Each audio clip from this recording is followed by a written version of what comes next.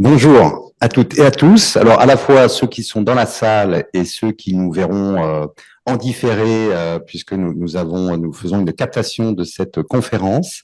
Bienvenue à l'Institut français de Tunisie. Lionel Briand, moi, je suis directeur adjoint de cet institut. Je suis ravi d'accueillir autour de moi et derrière moi, en tout cas, au-delà de l'écran. Alors, ici, nous avons Claire Laude, qui est à la fois urbaniste, architecte, artiste. Et puis, nous avons Arlem Hayaza, qui est journaliste universitaire et qui va, on va dire, animer cette discussion. La discussion, elle va se faire à la fois à partir des œuvres de Claire et en discussion avec, je prends mon papier pour ne pas écorcher son nom, avec, pardon, ah là là là là, excusez-moi. Voilà, Shiraz Belhadj, qui est docteur en géographie à l'université de la Manouba. Voilà, donc je ne vais pas en dire plus long, si ce n'est que cette première conférence s'inscrit dans un cycle qui est qui est nos débats d'idées des mois à venir, qui vont nous conduire au moins jusqu'au 20 mai, dans le cadre de la Nuit des idées, pour ceux qui viennent régulièrement à l'Institut français à Tunis ou ailleurs d'ailleurs, connaissent bien cette Nuit des idées. Nous l'avons fixée pour le jour, c'est le 20 mai, et le thème qui nous est proposé, c'est plus point d'interrogation. Alors, allez vous débrouiller avec ça. On vient de sortir d'une réunion ici pour se dire, oui, plus point d'interrogation. Notre réponse, ce serait mieux, point d'exclamation. Alors, vous pouvez imaginer tout ce qu'on peut décliner à partir de cette question, la consommation, la production, consommer plus, non, consommer mieux, produire plus, non, produire mieux, exploiter plus notre environnement, nos forêts, par exemple, non, mieux les exploiter, mieux les gérer, mieux les préserver. Je crois que c'est l'une des raisons pour laquelle on a programmé cette rencontre, et on profite aussi de la présence de Claire qui est en résidence ici à la Villa Salammbô, et donc c'est la raison pour laquelle on lui a demandé de bien vouloir libérer un tout petit peu de temps pour partager avec nous ces réflexions à la fois d'artistes et d'architectes. Voilà, je n'en dirai pas plus parce que Arlem va être là pour recadrer, resituer le débat.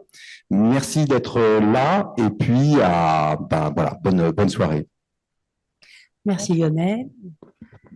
Bonsoir à tous, bienvenue à l'IFT. L'IFT qui vous propose donc ce soir d'ouvrir la saison des e-débats en lien avec le thème de la Nuit des idées. Cette année, vous savez qu'il y a un thème par an, et cette année, le thème qui a été choisi, c'est plus, avec un point d'interrogation, avec une première rencontre ouverte au public autour ce soir des incendies de forêt. Pour évoquer cette question, pour évoquer ce thème, ce soir, l'IFT a choisi de croiser deux regards. Cela se fait rarement, mais ce soir, c'est le cas pour notre plus grand plaisir, puisque nous avons ce soir une approche artistique grâce à la présence de Claire Laude. Bonsoir Claire. Bonsoir. Vous êtes architecte et artiste, et en effet, vous êtes parmi nous à Tunis, puisque vous êtes en résidence à la Villa Salammbô. Et puis, nous avons le plaisir d'avoir en visio également avec nous une scientifique cette fois, Madame Shiraz Belhadj Khedr, qui est docteur en géographie à l'université de la Manouba. Bonsoir Shiraz. Bonsoir. Ça va ? Oui, ça va, merci. Voilà, donc je vous taquinais un tout petit peu toutes les deux tout à l'heure en disant la Tunisienne est à Paris, la Française est à Tunis. Déjà, on est en train de croiser les regards. Voilà. Avant de démarrer cette rencontre, je tiens à remercier l'IFT d'aborder cette question qui revêt un enjeu très important, crucial pour la Tunisie et pour la Méditerranée, au même titre que pour toute la planète, puisque par rapport à cette question des incendies des forêts, nous sommes tous concernés, puisque c'est la même planète et c'est la même peau, finalement, qui est brûlée et qui est touchée par ces incendies. Alors, pour démarrer, quelques chiffres officiels. Un être humain émettrait, selon les sondages, en moyenne quelques 11,2 tonnes de CO2. Un arbre est capable de stocker entre 20 et 35 kilos de CO2 par an. Vous me corrigerez, Madame la scientifique, voilà, si mes chiffres ne sont pas tout à fait corrects. On peut donc, par conséquent, calculer approximativement le nombre d'arbres qu'il faut planter par habitant de la planète pour compenser notre empreinte carbone. Tout au long de sa vie, un arbre absorbe du CO2 puisque l'arbre a besoin de CO2 pour pousser et c'est tant mieux pour nous. Alors les forêts, apparues il y a près de 370 millions d'années, ces écosystèmes forestiers ont toujours été confrontés à de nombreuses perturbations naturelles ou pas, et face à ces aléas accentués par les activités de l'homme également, la résilience des forêts est aujourd'hui mise à l'épreuve. C'est un peu le sujet de cette rencontre aussi, cette grande question de la résilience. Un feu de forêt incontrôlé peut tout dévaster sur son passage. On a vu encore des exemples assez tragiques cet été, un peu partout. Un feu peut se propager à des kilomètres, franchissant les rivières et les routes. Et chaque année, entre 60 000 et 80 000 incendies de forêt se déclarent partout sur la planète, détruisant des millions d'hectares. Voilà, c'est un peu l'objet de cette rencontre. Et je suis heureuse qu'on puisse d'abord, avant d'aborder la question scientifique, regardez quelques photos de vous, Claire Laude, des photos qu'on va pouvoir apprécier. Et je sais que Sheila est également très concernée par cette question. Claire Laude, alors il y a une première photo de vous qu'on voyait juste au début. Voilà, c'est là. Vous allez nous en parler, mais je vais d'abord vous présenter un tout petit peu au public qui nous suit ce soir. Vous êtes au départ architecte de formation. Vous avez quitté la France en 1997 pour vous installer en Allemagne. Et là, en parallèle avec l'architecture, vous avez suivi votre passion pour le dessin, mais également pour la photo. Et petit à petit, en fait, vous commencez à ne plus vous contenter des photos, de photographier des lieux, mais vous intervenez sur ces lieux à travers des installations. Et c'est l'une de ces installations qui apparaît là tout de suite sur l'écran. Est-ce que vous pourriez nous parler de tout ça? Merci, vous l'avez déjà très bien décrit. Mon travail en fait artistique interroge la notion de trace et de la disparition. En gros, si je peux résumer ça de manière très simple, c'est comment et pourquoi un lieu est devenu ce qu'il est par rapport à. Enfin, je choisis les lieux qui sont en train de connaître une phase de transition ou de disparaître. Donc, les sujets peuvent aller d'un environnement naturel comme également de l'architecture ou donc, comme vous l'avez dit, je travaille avec la photographie, le dessin, l'installation et vidéos de temps en temps, et j'écris aussi. Cette installation derrière fait partie d'un ensemble de photographies que je continue parallèlement à tous les autres sujets les autres travaux que je fais. Et je mets des photographies documentaires d'arbres, des photos trouvées, on va dire, et d'autres que je mets en scène. Donc ça, c'est une installation que j'avais faite. Le feu a toujours été une force qui m'a beaucoup accompagnée, d'une part à travers une histoire personnelle, parce que la maison de mes parents qu'on avait reconstruit, mon mari et moi, a brûlé suite à un coup de foudre. Et donc, ce thème de la destruction brutale est quelque chose qui m'a toujours travaillé. Je vais montrer des photos de cette série. Donc voilà, je mets des photos que je peux trouver comme des installations. Je ne souhaite pas forcément dire à chaque fois le message que je souhaite passer, mais plus ouvrir à des interprétations. Ça, c'est un site que j'ai trouvé par hasard. C'était en Italie, une forêt qui avait brûlé et qui m'avait toujours laissé qui m'avait laissé le sentiment que je souhaitais traiter ce thème plus profondément. Et ça, je souhaitais montrer ce travail parce que c'est une installation que j'ai faite parallèlement au travail de recherche sur le site des incendies de forêt. Et le thème était aussi une des conséquences du réchauffement climatique, enfin l'assèchement. Et ce sont des tiges que j'ai coupées en long milieu et partagées, retournées et brûlées également. Mon but, c'était de montrer l'intérieur de la plante qu'on ne voit pas, qui est visible sur la photographie, qui est la moelle de la plante, qui est l'élément vital de ça, et les conséquences donc aujourd'hui du réchauffement climatique, j'ai voulu l'accentuer par le fait de brûler ces végétaux.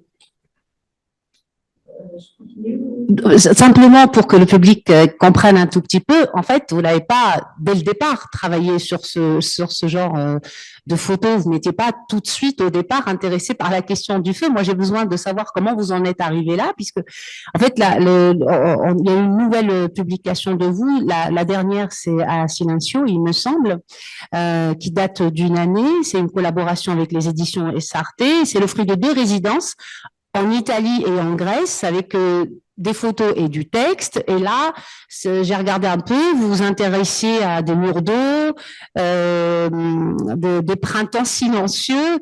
Et aujourd'hui, on vous retrouve avec ce thème, où bien sûr, c'est toujours lié à cette espèce de fil d'Ariane, cette question de la disparition qui semble très importante pour vous, la question de la trace, mais cette fois à travers l'incendie de forêt. Comment est-ce que vous avez basculé vers ce thème? Comme je l'ai dit auparavant, c'était quand même un thème qui me travaillait depuis longtemps. Et là, je vais montrer quelques photographies, mais certains travaux allaient déjà dans cette direction. Mais il y a eu un déclenchement qui a été cet article qui est paru dans un journal allemand, c'est le Zeit Magazine. Et le titre était Is there noch zu retten? Ça veut dire est-ce que, c'est en masculin, mais est-ce qu'elle est encore à sauver? Et le thème est donc la forêt. Et il y avait le croisement, c'était un entretien entre un forestier qui lui pratique donc plus ce qui après, ce que j'ai découvert s'appelle des champs de pin, une monoculture de résineux, et Pierre Ribiche, le directeur, celui qui est vraiment très engagé pour le projet Pyrophobe. On en parle dans quelques instants, oui. Mais je ne sais pas, parfois les artistes s'appuient aussi sur des choses qui proviennent de leur parcours personnel, de leur mémoire. Ça ne vous est pas arrivé, ça ne vous a pas marqué quelque part à un moment de votre parcours, cette question du feu, de l'incendie? Je crois que je l'ai évoqué au sujet de la maison de mes parents. Oui. Oui. Et donc? Ça a été, je pense, un événement assez marquant, puisque c'était une expérience d'une destruction brutale, non attendue, et qui a des conséquences irrémédiables.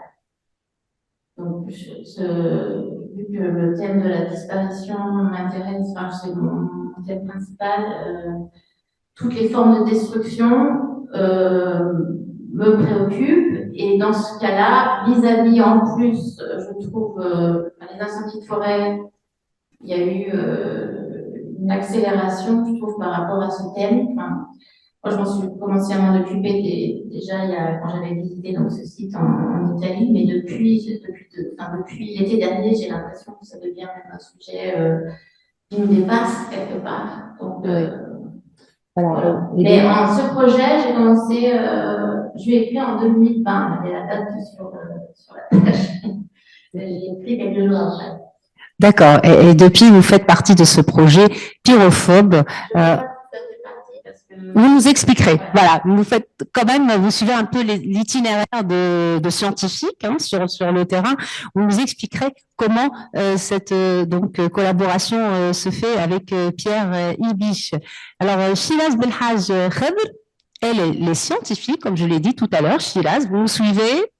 Oui, bien Vous avez sûr. pu regarder les photos de Oui. Claire. Je ne sais pas si vous souhaitez tout de suite rebondir sur ce que vous avez vu, si cela évoque quelque chose pour vous, ou s'il y a une résonance en vous. C'est Oui. particulier Donc, quand même de voir la question des incendies à travers cette perspective artistique. tout à fait. Donc, voilà. Bonjour tout le monde. Bonjour Ahlem. Bonjour Claire. Et merci pour l'invitation. Un et deux, merci pour l'idée de sujet. Mais pour moi, j'ai étudié les incendies depuis 2010, mais c'est la première fois que je vois une artiste qui s'intéresse au sujet incendie de forêt d'une manière artistique. Vraiment, je pense que c'est un message qui peut passer très vite et ça donne l'importance au sujet incendie de forêt. Parce qu'aujourd'hui, les incendies de forêt, ils sont là partout dans le monde. C'est un sujet vraiment, c'est un sujet d'actualité et vraiment, c'est bien que les artistes s'intéressent au sujet, bien sûr, incendie de forêt. Donc, D'accord. vraiment, Alors, vous êtes docteur en géographie à l'Université de la Manouba. oui. Vous travaillez également avec Florent Mouillou, qui est chargé de recherche à l'IRD, à l'Institut de recherche pour le développement. Et depuis des années, vous menez des études d'envergure sur le territoire tunisien, de Gabès jusqu'au nord. Oui. Et moi, j'aimerais d'abord que vous nous parliez, avant d'aborder précisément la question de cette question des incendies de forêt en Tunisie. D'abord, j'aimerais que vous évoquiez cette base de données que vous avez pu constituer, du sud jusqu'au nord. Ok, donc la première chose, nous, lorsque nous avons décidé de traiter le sujet incendie de forêt, la première chose que nous avons fait, c'est regarder la base de données incendie de forêt, en fait, euh, euh, dirigée par la Direction générale de forêt et nous avons trouvé une sous-estimation des surfaces brûlées. Et à partir de ça, nous avons posé la question, quel régime incendie de forêt en Tunisie? Et après, la deuxième chose que nous avons regardée, c'est la relation feu-climat. Donc, la première chose et c'était ma première publication avec Florent Mouillot, nous avons corrigé la base de données des incendies de forêt à l'aide des images satellitaires, de la télédétection, utilisation des images satellitaires et tout ça. Et voilà, aujourd'hui, nous avons une base de données fiable.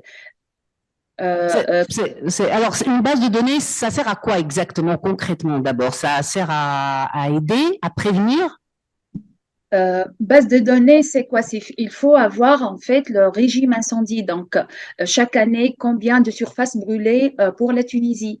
Par exemple, bon, à peu près, hein, je vais donner, mais par exemple, si la DGF il déclare qu'il y a seulement 10 000 hectares brûlés, moi j'ai trouvé que c'est une surface sous-estimée. Donc, voilà, j'ai corrigé la base de données à l'aide des images satellitaires et ressortir les surfaces brûlées exactes. C'est la première chose que nous avons fait. Et maintenant, on se collabore, bien sûr, avec la Direction générale de forêt et on partage cette base de données. Voilà, avoir des chiffres actualisés est extrêmement important dans ce cas. Alors, au niveau de votre approche de l'étude scientifique que vous avez menée, vous établissez, avec Florent Mouillot d'ailleurs, une corrélation très étroite entre le déclenchement des incendies de forêt en Tunisie et le sirocco. Selon vos résultats, le nombre d'événements de sirocco pendant la période de sécheresse détermine les années de grands feux en Tunisie. Alors, expliquez-nous tout ça. Qu'est-ce qu'un sirocco d'abord? Voilà. Ça vient du sud. Et puis, comment ça marche? Comment fonctionne cette corrélation? Tout à fait. Les siroccos, ce sont des vents du sud qui en fait, ce sont des vents chauds et sec qui souffle du nord Afrique vers le sud de la Méditerranée. Donc, qu'est-ce que la première chose que nous avons fait, c'est regarder les incendies de forêt en Tunisie et croiser ces événements incendies avec les conditions climatiques, d'une manière à voir chaque jour J de l'incendie, quelles conditions climatiques qui se croisent avec cet incendie. Qu'est-ce que nous avons trouvé comme résultat? Nous avons trouvé que durant la période de Sirocco, 5 jours avant l'incendie et 5 jours après l'incendie, il y a une augmentation des paramètres météorologiques. C'est quoi les paramètres météorologiques? C'est vitesse du vent, direction du vent, température minimax, humidité de l'air et l'humidité du sol. Donc, d'une manière, nous avons trouvé que les vents de Sirocco jouent un rôle très, très important pour la propagation des grandes surfaces brûlées. D'une manière, plus la période de Sirocco est longue, plus les surfaces brûlées sont grandes. Donc, par excellence, les vents de Sirocco jouent un rôle très, très important sur la propagation et les surfaces brûlées. Parce que Sirocco, c'est quoi? C'est en fait, la végétation devient sèche et les vents devient sec d'une manière augmente le risque incendie de forêt. D'accord. Donc les feux qu'on a vus par exemple cet été en Tunisie, qui étaient très nombreux et extrêmement inquiétants, étaient en grande majorité déclenchés par ces siroccos, ou il y avait d'autres facteurs que vous avez pu répertorier? Le déclenchement, c'est toujours, voilà, il y a une étude qui a été faite, 9 sur 10 incendies sont criminels ou anthropiques. Donc, le déclenchement, c'est toujours, voilà, soit par mégot de cigarette, par les gens qui passent faire des barbecues, soit par un accident, je ne sais pas, lorsqu'il y a les champs du blé, il y a de récoltes et tout ça. Donc, l'éclosion, c'est anthropique. Mais la propagation, c'est vraiment des conditions climatiques par excellence. Et voilà, lorsqu'il y a un incendie qui se déclenche durant la période de Sirocco, on va dire du mois de mai jusqu'à le mois d'octobre, c'est la période où il peut passer des vents de Sirocco. Donc, avec des conditions climatiques favorables, nous pouvons avoir des grands incendies, bien sûr. Parce que même s'il y a une intervention par les pompiers, avec des conditions climatiques favorables, l'incendie sera ingérable. Si vous pensez de l'incendie de Boucarnine dernièrement, Oui, oui, oui. voilà, cet incendie, le déclenchement, c'est criminel. Ça, c'est vraiment, bon, on va dire, c'est pas criminel, on va dire par quelqu'un qui a mis un mégot de cigarette, pour n'importe, c'est accidentel, mais le facteur climat, il a joué un rôle très, très important pour la propagation. Et les vents, ce sont des vents des Suds. Et c'est pour ça que les pompiers n'ont pas pu arriver à maîtriser cet incendie. D'accord. Votre travail à vous en tant que géographe, il s'arrête uniquement à l'explication du phénomène dans son lien avec la météorologie, l'impact du réchauffement climatique, ou bien vous travaillez également sur la question de la résilience des forêts? Bien sûr, nous voulons bien travailler sur la résilience de la forêt. Et pour ça, voilà, parce que récemment, j'ai eu un projet avec l'IFT, avec l'IRD, ces projets APIS, TUNFIS, Tunisia Forest Fire Information System. L'idée, c'est qu'on a, en fait, la première chose que nous avons fait, c'est nous avons choisi une site expérimental qui est GDA, Groupement de développement agricole. Nous avons installé du matériel, c'est sous forme de 3 stations. Stations météorologiques pour calculer les données météorologiques chaque 30 minutes et deux stations pour calculer la teneur en eau du sol, rien que pour arriver à créer un indice feu météo. IFM et donc ça c'est la première chose pour diminuer le risque incendie de forêt. Après, la résilience, qu'est-ce que nous voulons faire? J'aime très bien créer une site pilote comme GDA par exemple, notre regroupement, site pilote site pilote pour lutter contre les incendies de forêt. Donc, c'est ça. Bon, malheureusement, j'ai pas, euh, en fait, le site, c'est à Bourgetouil. Je ne sais pas si vous avez l'idée à Bourgetouil. Vous avez une idée sur cette région? Non, j'ai honte, je n'ai pas d'idée sur, sur cette région, je Ah, ne sais pas où ça se trouve. d'accord, c'est C'est à où? Bourgetouil. D'accord, du côté de l'Ariala. Heureusement que le Voilà, public est là, hein. Oui. voilà. Donc, c'est ça, rien que pour, Ce euh, sera votre site pilote? Inch'Allah, oui. C'est notre, D'accord. ça, c'est après Apis. C'est après Ok. Apis parce que Quand on dit Apis, Inch'Allah, c'est à peu près dans combien de mois? non, non, ça y est, Juste pour que je nous calcule. avons Je sais commencé que les vous êtes très, négociations. très sérieux à l'IRD, je le sais, je le sais. Très bien. Oui. Donc, vous nous parlerez tout à l'heure plus précisément de cette question de la résilience. Et si, au niveau de ce travail sur la résilience, vous collaborez aussi avec d'autres types de disciplines, peut-être scientifiques. Est-ce que vous êtes aussi est-ce qu'on est sur l'interdisciplinarité dès qu'il est question de résilience des forêts? Je vois que Claire a bien suivi cette question du travail sur le terrain. C'est quelque chose qui vous parle, ce jargon scientifique, en fait, ne vous est pas étranger, puisque vous avez eu la possibilité de collaborer. Je ne sais pas dans quelle mesure on peut parler de collaboration, du moins vous avez côtoyé, vous aussi, en tant qu'artiste, des scientifiques qui travaillent sur cette grande question de la résilience des forêts. Et c'était dans le cadre donc d'un projet qui est le projet Pyrophobe. Ça va beaucoup vous intéresser, Shiraz Belhaj. Est-ce que vous pourriez nous présenter ce projet et nous expliquer comment ça s'est fait concrètement, cette collaboration? Vous avez la main, hein. Vous pouvez, je pense, non, pas encore?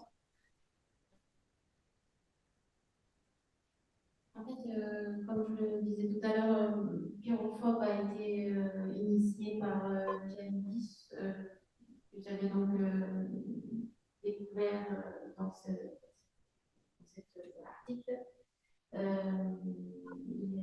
C'est l'homme assis en dessous. D'accord. Il se trouve d'ailleurs dans le site, et c'est une de mes amies qui a fait la photographie. D'accord. C'est bien, comme ça on met un visage sur le nom. Voilà. Et, en fait, Pyrophobe est un groupe, enfin, c'est un projet de recherche qui regroupe 8 partenaires en tout. Je les ai tous mis là sur le côté. Mais leur idée, c'est justement d'étudier différents critères. Déjà, leur première idée, c'est de voir comment une forêt, après un incendie, peut se régénérer en tant qu'écosystème. Et chaque partenaire a un certain domaine d'études. Ils étudient notamment, entre autres, le sol et la teneur en eau, la colonisation, enfin, la croissance des plantes, la manière dont la végétation revient, également les champignons. Il y a aussi certains qui regardent la présence des animaux. Enfin, il y avait Ce sont, pardon de vous interrompre, mais ce sont des universités, il me semble. Il y a beaucoup d'universités, il y Oui. a une fondation et une école, enfin le Pierre Michel, notamment l'école pour le développement durable à Eberswalde. Ils ont à chaque fois donc un atelier, un bureau de recherche. Donc là, c'est une carte qui montre l'endroit où c'est au sud de Berlin, au sud de Brandebourg. Et là, c'est le site particulier où j'ai pu me rendre. En fait, en 2018, les forêts près de Treubritzen, c'est l'endroit où j'avais le droit d'aller, ont brûlé sur une surface de 400 hectares. Ça a été un des plus grands incendies qui a été en Allemagne. Et à partir de cet endroit. Enfin, Pierre Ribiche a donc proposé cette recherche qui dure pendant 5 ans et ils ont décidé comment dire, de consacrer certaines superficies à différentes études. Ce qui veut dire qu'il y a dans certains endroits, ils ont enlevé les arbres, d'autres ils ont enlevé une autre partie, d'autres ils ont replanté, et sur certaines, là où je me rendais, ils ont laissé la forêt telle qu'elle est. Donc voilà, comme je le disais, le but principal, c'est de voir comment une forêt en tant qu'écosystème se régénère et redevient une forêt. Alors, ce projet sur 5 ans, malgré tout, c'est une vision qui se veut pour plusieurs années à venir. Donc là, c'est juste un exemple de ce c'est un de leurs travaux. Là, c'est la superficie qui avait brûlé. Enfin, c'est une image satellite qui a été retravaillée juste pour montrer les incendies, les endroits d'incendie. Alors, une particularité du site qui est assez commune à beaucoup de forêts autour de Berlin, c'est que il y a encore des munitions qui datent de la Deuxième Guerre mondiale. Sur une partie du site de Pyrophobe, ils avaient enlevé les munitions. Par contre, ils ne peuvent en gros jamais être sûrs que tout est parti. Et il y avait des règles très très strictes par rapport à ça, qui a d'ailleurs posé en gros les conditions pour moi de travail. Parce qu'en fait, c'est un site qui, même s'il est ouvert, en gros, tout le monde pourrait y aller, mais c'est interdit. D'accord. Il y a un panneau qui indique le départ, mais les forestiers envoient ceux qui se promènent. Et c'est assez paradoxal quand même. Oui, tout à fait. Et j'avais lu ça parce que c'était j'ai dû faire un espèce d'apprentissage. C'était quelque chose de bac, mais je devais suivre un apprentissage. D'accord. Par rapport aux munitions. Et voilà, donc ça c'est le reste de munitions. Il y a une caisse à côté des sites où tous les objets métalliques sont aussi entreposés. C'est marqué interdit d'y toucher, mais c'est au bord du site. Ce sont des munitions de la Deuxième Guerre mondiale? Oui, oui, c'est vraiment beaucoup de forêts autour de Berlin. Il y en a encore. D'accord. Ce sont des forêts de pins essentiellement. Oui, ça c'est aussi une des particularités pendant des années. Les monocultures de résineux ont été la politique, la manière de travailler le bois. Et c'est un peu ce que Pierre Ribiche et toute l'équipe luttent contre cette idée de monoculture. Car le fait que le climat les résineux produisent en soi, parce qu'il n'y a que ça, et à cause des épines et le fait qu'il y ait peu d'ombre, un sol qui est très favorable à la propagation des incendies. Et ils cherchent justement, par la régénération de la forêt par elle-même, que l'écosystème se développe de lui-même et qu'il y ait une forêt mixte de feuillus, dans l'idéal d'arriver aussi au retour de la forêt primaire, mais ça, je ne sais pas si c'est possible. D'accord. Donc, le lieu n'était pas inaccessible à 100%, mais en fait, pour y aller, vous deviez être accompagné. Et donc, vous avez accompagné des scientifiques. Les conditions du projet qui étaient assez lourdes en définitive, puisque je ne pouvais y aller que quand quelqu'un y va. Et je n'avais pas le droit d'y aller seule. Et je n'avais pas le droit non plus de m'éloigner des scientifiques. Donc, moi, j'avais dit oui au départ. Je suis très contente, mais j'avais proposé un projet. Je continue là-dessus. Oui. Voilà. J'avais proposé à Pierre Ribiche un projet sur lequel je travaillais à ce moment-là. J'avais photographié avec une caméra Oscura qui est en fait un appareil photographique fabriqué par moi-même en carton. Et c'était pendant le confinement. J'avais commencé un peu d'une manière. D'une part, cette idée de travailler avec la caméra obscura était venue suite à des cours que j'avais fait avec des enfants. Et d'autre part, un peu spontanément, j'ai commencé à photographier l'ombre d'un arbre tous les jours. Donc c'est une espèce de chambre noire. C'est une boîte en carton. Oui. C'est vraiment le principe de la photographie. Oui. La lumière rentre par le trou et sur le côté du carton, je donnais une feuille de papier photographique. Et les ombres de cet arbre venaient s'imprimer. Voilà, ça a donné cette installation qui était en janvier l'année dernière. Et moi, ce qui m'a vraiment aussi intéressée, c'était cette idée ce qui est projeté est inversé. Donc, Oui. les ombres devenaient blanches et la lumière, ce qui est brûlée en définitive, devient noire. Après avoir fait, j'avais en tout, je crois, 300 photographies, j'ai reconstitué une installation avec de la lumière pour évoquer la présence d'un arbre. Donc, c'est magnifique, pardon de vous interrompre, parce que ça rapproche beaucoup la photo de la peinture. Donc, c'est une technique dont on dit qu'elle aurait été utilisée par de très grands peintres dans l'histoire. Ça n'a jamais été réellement validé, historiquement parlant, mais ça a quelque chose de magique, en tout cas, comme résultat. Je crois que la caméra obscura, au départ, c'était vraiment l'idée de retracer sur le mur d'en face ce qui était projeté. Voilà.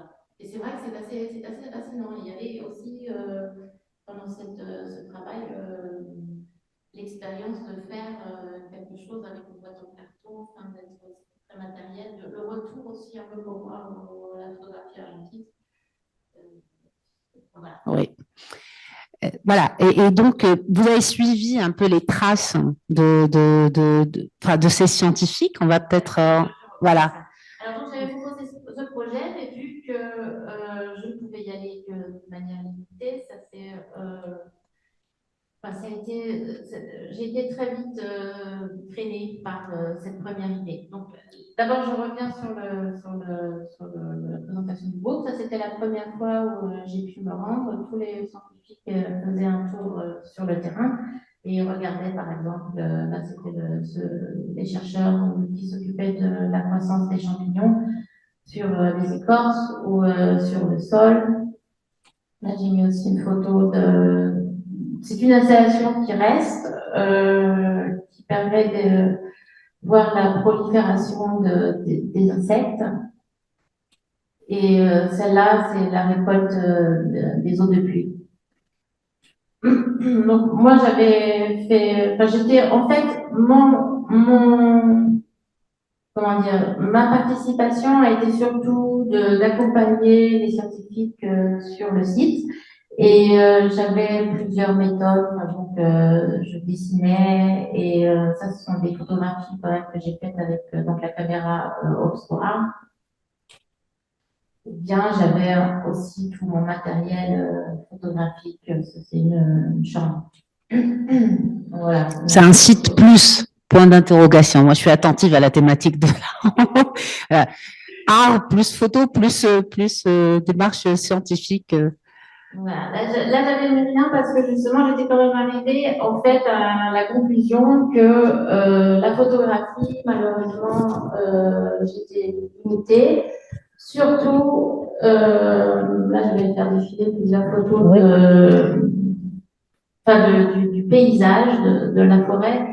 J'ai vraiment assisté au cours c'était en cours de 2020-2022, une destruction du site qui a été par deux fois. Là, donc, c'était au début. Il y avait vraiment c'était très impressionnant, ces arbres qui sont morts, pour la plupart, laissés avec leur écorce. Là, c'est une autre partie aussi du site où là, il y a encore énormément de munitions. Enfin, là, j'ai pas le droit du tout de pénétrer. Pour arriver donc, plus tard, il y a eu une série de vents importants et les arbres donc sont tombés. Enfin, ça a été vraiment il y avait pratiquement Oui. donc voilà quelques images. Là, c'est le Florent Juy, il s'appelle presque, et avec qui lui il récoltait, il étudiait la teneur en eau, et donc on était obligé pour aller sur le site de passer par-dessus les troncs. Des fois, il fallait arrêter la voiture, et même scier. Oui, vous avez bien suivi l'endurance Voilà. que c'est pour un scientifique de travailler sur le terrain. Voilà, je crois que je fais. Et il y a eu donc une autre destruction, mais ça, malheureusement, je n'ai pas eu le droit. Je trouve ça aussi un peu dur, mais c'est comme ça. L'été dernier, il y a eu de nouveau un incendie exactement sur le site qui a été une catastrophe pour tout le groupe. C'est pour ça que je dois appuyer. Parce qu'ils ont perdu leur instrument de mesure, leur recherche.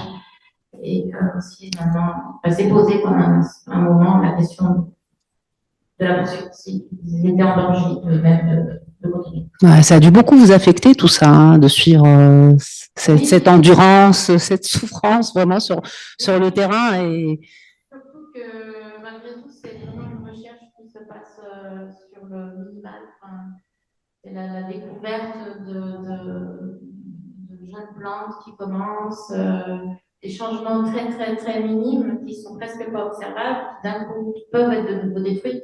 Et pour avoir des résultats qui seront peut-être visibles dans des générations, enfin, c'était très impressionnant. voilà. Et puis j'imagine que vous aviez aussi beaucoup d'admiration pour ces scientifiques, d'où peut-être aussi cette exposition.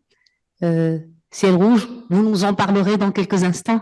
Voilà, on vous présentera tout à l'heure de très belles photos de cette exposition Ciel rouge de Claire Laude.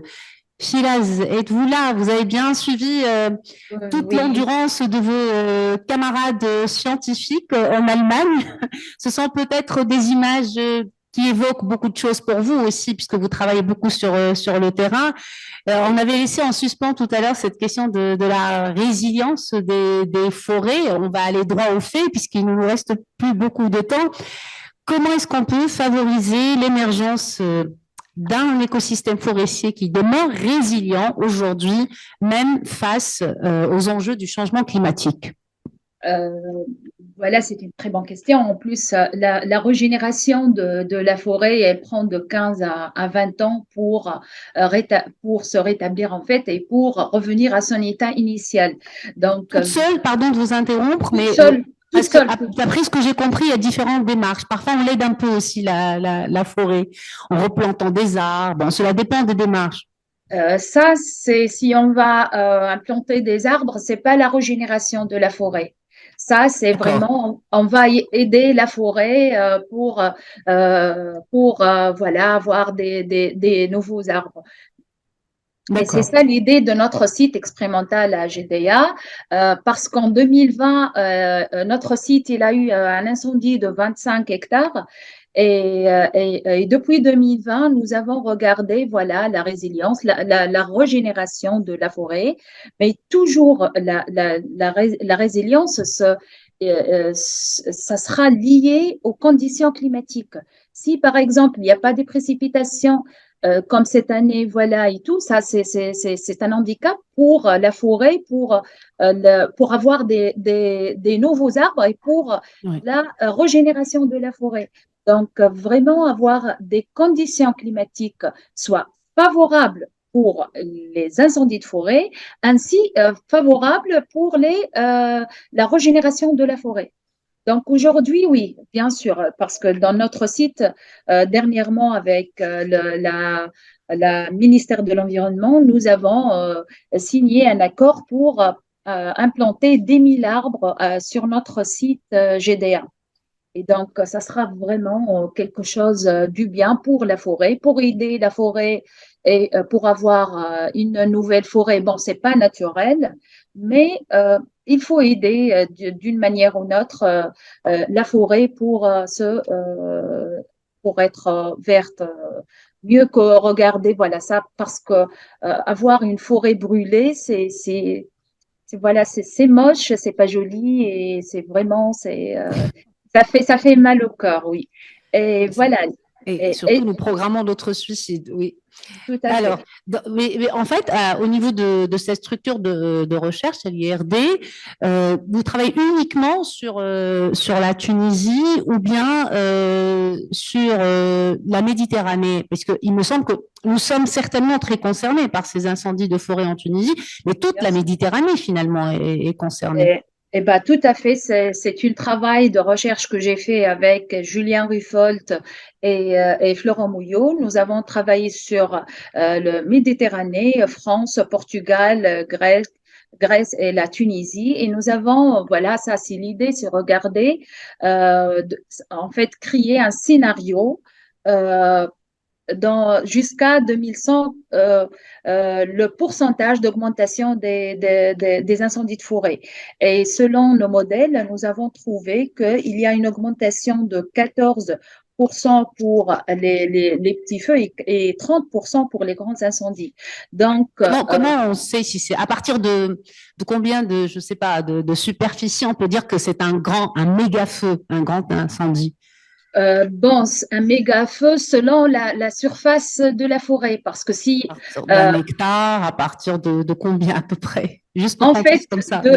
de 0,01 hectare, c'est un feu de forêt, jusqu'à bon, 100 000, 10 000, 3 000, 300 000 hectares. Ça, c'est vraiment des méga-feux. Mais pour la Tunisie, par exemple, nous, 2000, je pense 2022, c'est 2021 plutôt, c'est 17 000 hectares brûlés. Et 17 000 hectares brûlés durant l'année pour la Tunisie, vraiment, c'est un chiffre très, très intéressant.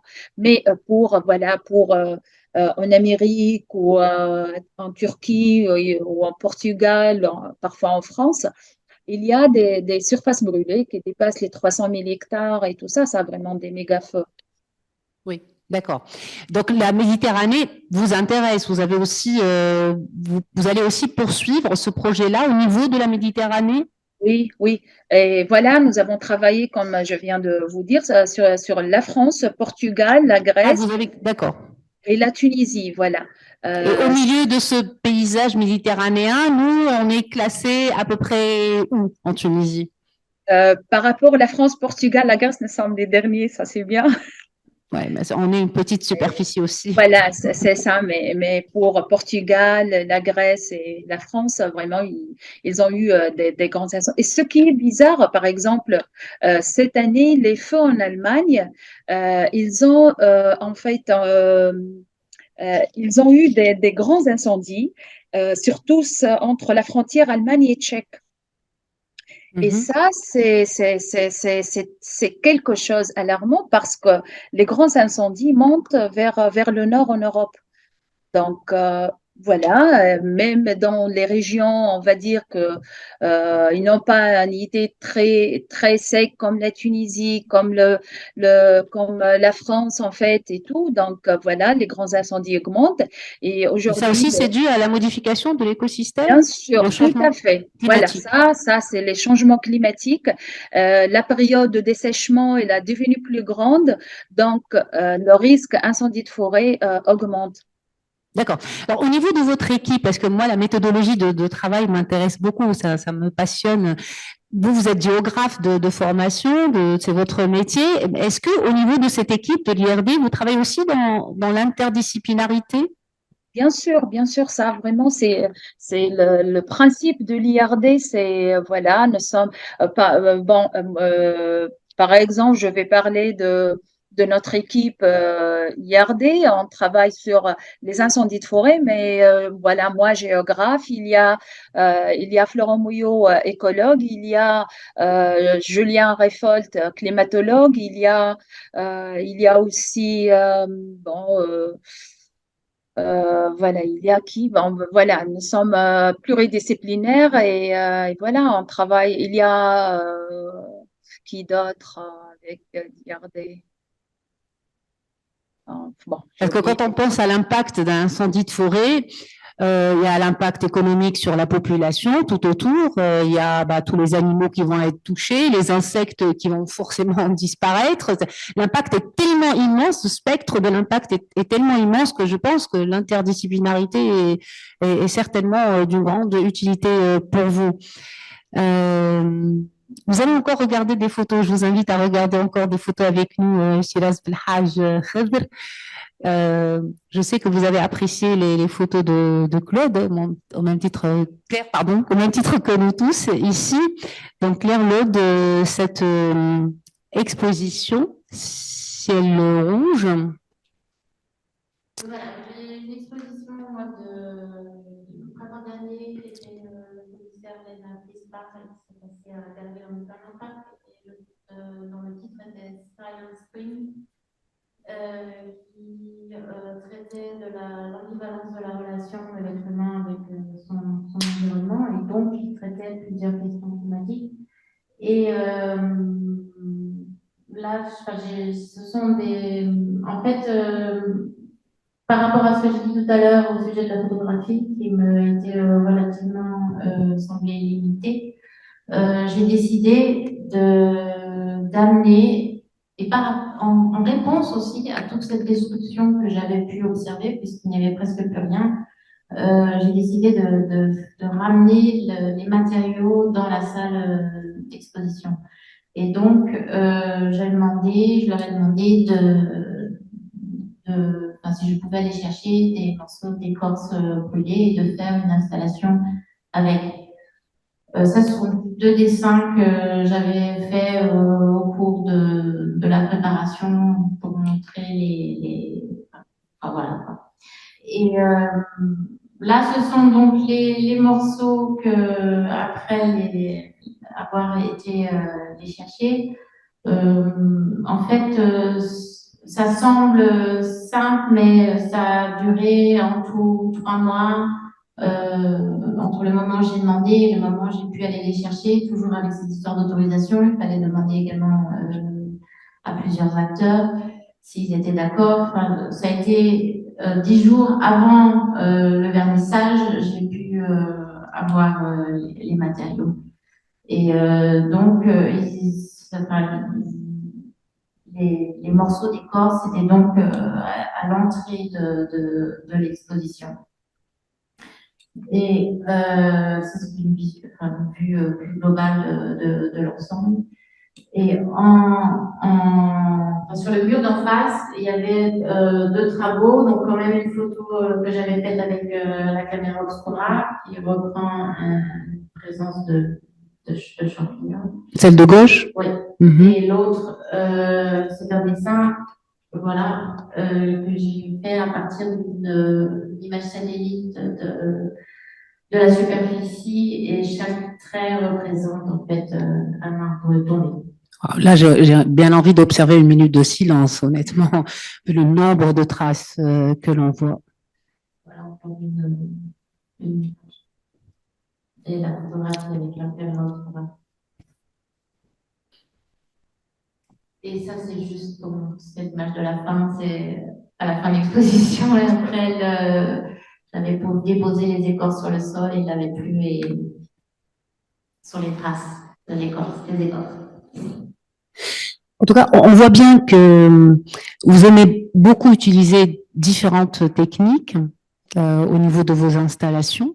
C'est-à-dire que vous désenclavez différentes disciplines artistiques. Je trouve que c'est vraiment j'ai pas envie, et je crois que c'est vraiment difficile pour moi, en tout cas, de me limiter à une seule technique ou une seule manière de faire. Je travaille beaucoup donc avec un lieu, et suivant les lieux, suivant les histoires, suivant les mémoires que j'y trouve, je décide ensuite de la technique que je vais utiliser.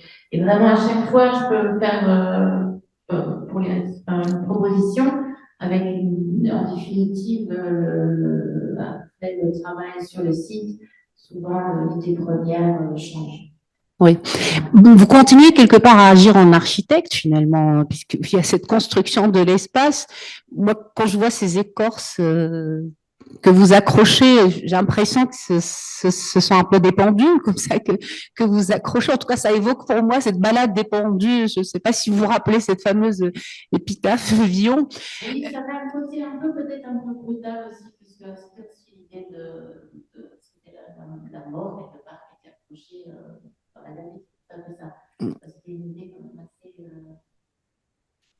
qui peut paraître un peu brutale, mais en même temps, ce sujet est tellement actuel. Et puis, comme je disais, c'était une décision que j'ai prise par rapport également à cette destruction permanente du site. C'était les seuls un peu les témoins, les derniers témoins survivants de cette destruction. Ouais.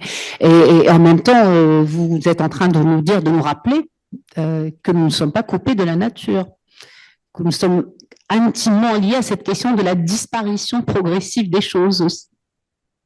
Oui, oui, oui, oui, surtout que par rapport à ce travail, moi j'ai commencé beaucoup à m'intéresser à toute une vision de ce qu'on appelle le vivant et le non-vivant, et justement, c'est tout un thème qui sera difficile maintenant à aborder, mais malgré tout, c'est de retenir la fragilité de toutes les ressources qu'on a autour de nous, et aussi le fait de se trouver souvent devant des phénomènes, par exemple comme le feu, comme le vent, comme fond qui nous dépassent. Voilà. Les images sont très émouvantes parce que on est au fil des photos qui défilent, on est un peu miné par ce sentiment de la disparition totale de tout. Je crois qu'il y a chez vous, dans votre démarche, une conscience très très nette que tout est voué à disparaître et qu'on n'y peut rien. Oui, mais j'espère quand même, avec certains travaux, enfin, pour moi, le rêve est peut-être la manière encore d'espérer et là, justement, dans les travaux artistiques, il y a la possibilité, ce que je disais tout à l'heure, d'ouvrir sur plus d'interprétation, et c'est passer certains messages, mais aussi passer d'autres messages sur le fait qu'il y a des possibilités de s'évader. Mais en même temps, la question de la mémoire est importante. Oui, oui, c'est ça que regroupe les travaux que je peux faire, que ce soit sur l'architecture ou sur la nature. C'est aussi à voir, je pense, avec cette idée de. Pendant très longtemps, on a cru que la nature et la culture étaient séparées. Maintenant, il y a tout un discours qui les considère plus en interdépendance. Enfin, l'homme intervient partout dans la nature, donc c'est vrai que je pense souvent ces installations de nature par rapport à un espace bâti, construit par l'homme. Voilà, c'était Ciel rouge, une exposition de Claire Laude. C'est un bonheur pour nous d'avoir découvert ces images. Merci beaucoup, Claire Laude. Merci, Shiraz Belhaj Khedr, docteur en géographie à l'Université de la Manouba, d'avoir été des nôtres ce soir.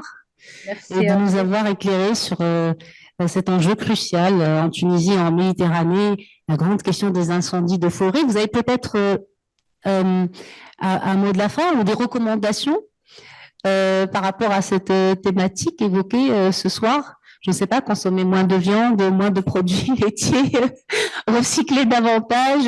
Est-ce que vous auriez je ne sais pas, des recommandations ou un mot de la fin, tout simplement, toutes les deux, l'une et l'autre, et si peut-être le fait de croiser l'art et la science vous a semblé utile ce soir? Oui, oui. Pour moi, ce sera vraiment très intéressant. Voilà, des tableaux à côté, des graphiques, des statistiques et tout ça, ça sera vraiment quelque chose du bien. Et je pense que l'information, ça passe très vite. Donc, vraiment, j'aimerais très bien que ça sera une très belle collaboration avec Claude et Inch'Allah pour un avenir C'est l'Aude. Donc, les statistiques à côté des photographies, qu'est-ce que vous en pensez?